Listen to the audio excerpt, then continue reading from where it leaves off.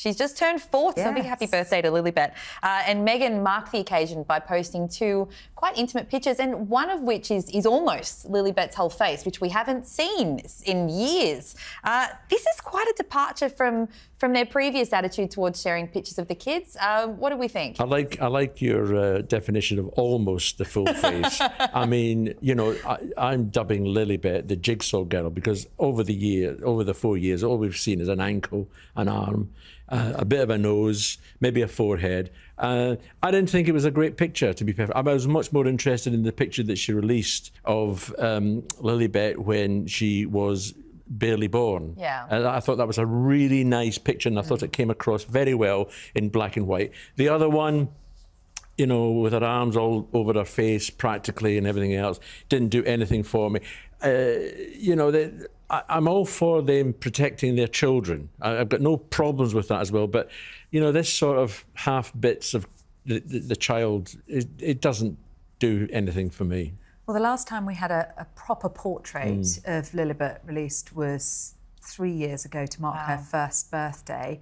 And that was taken in the grounds of Frogmore Cottage, where they held a party for Lily's birthday. They were over for the late Queen's Platinum Jubilee celebrations. But apart from that, we haven't really seen her face. We see the backs of them. It was Archie's birthday last month. We saw a picture of him looking out over a sunset, didn't we? This one, Meghan's got kind of her hair blowing. It looks to me like they might be on a boat, potentially, and she's got her arms around Lily.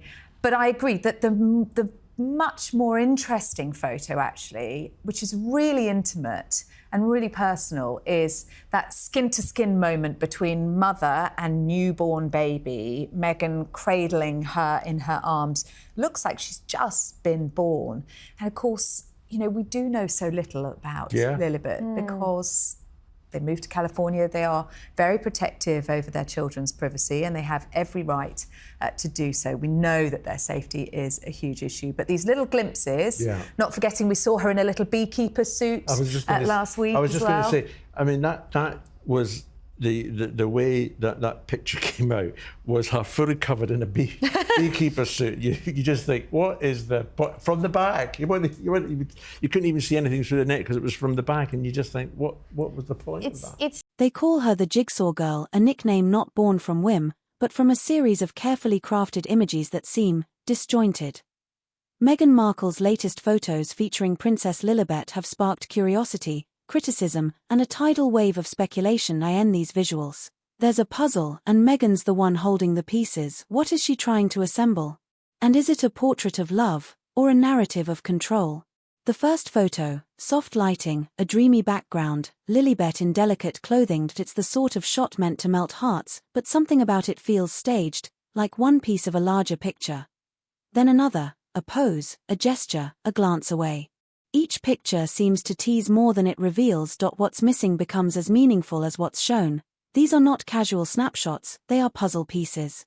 The nickname Jigsaw Girl hints at fragmentation. One piece is sweetness. The next, distanced. Meghan's brand. Children often appear as symbols in a story, not just as people. Lilibet's presence in these images may not be about innocence, but about narrative, how she's placed, how she's shown. It all tells a story beyond childhood. Compare these photos to candid family images, homes, laughter, in the moment. These are not those moments. These are carefully curated statements masquerading as family life for Meghan.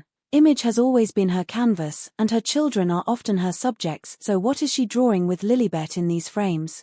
Because one day, Lilibet may scroll through these images, see how pieces of her life were arranged for public consumption. Will she feel cherished? Or will she feel edited? Will she be the Jigsaw Girl whose pieces were shaped by her mother's vision, or whose identity was made to fit a larger image?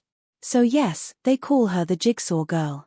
Because Meghan's bizarre photos of Lilibet do more than capture a child, they assemble a vision of perfect motherhood, of brand identity, of public softness. Whether the puzzle completes as art, or as control, that's a question only the subject can answer someday. This isn't just a photo session, it's a portrait in pieces. And Meghan is choosing how to show them. they're releasing bits of the kids, but in a very guarded way still. But you know, both Harry and Meghan have been accused in the past of hypocrisy in this area, and I'm interested in both of your view because, as a parent, of course, I do understand it is completely your prerogative what you share of your children online. They have said things in the past about their privacy, and then now Meghan, having launched her Instagram in January, she has been releasing more and more of the kids, which is her decision. But do you feel that there's any hypocrisy in that, or do you think it's fair play now that she has her own social media? I think it's fair play now, actually, because they are no longer working members of the royal family.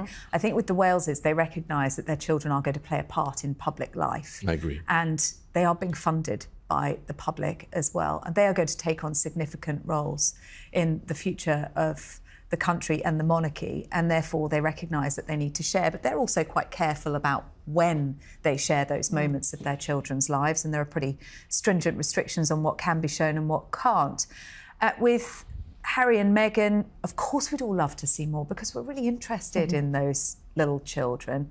But I think it's entirely fair that they say, you know what, it's on our terms. And that's what this is, very much on their terms. Meghan on her own platform, the images they choose to curate. I think I agree with Sarah. I mean, much and all as I would like to see a proper picture of both Archie and Lilibet. You know, I understand fully that they want to protect the children. I mean, we live in a social media world now where everything that happens is commented on, usually by nutters around the world who say vile and evil things. We can't seem to stop it. So I don't have any real problem with it. And again, I agree with Sarah about William and Catherine.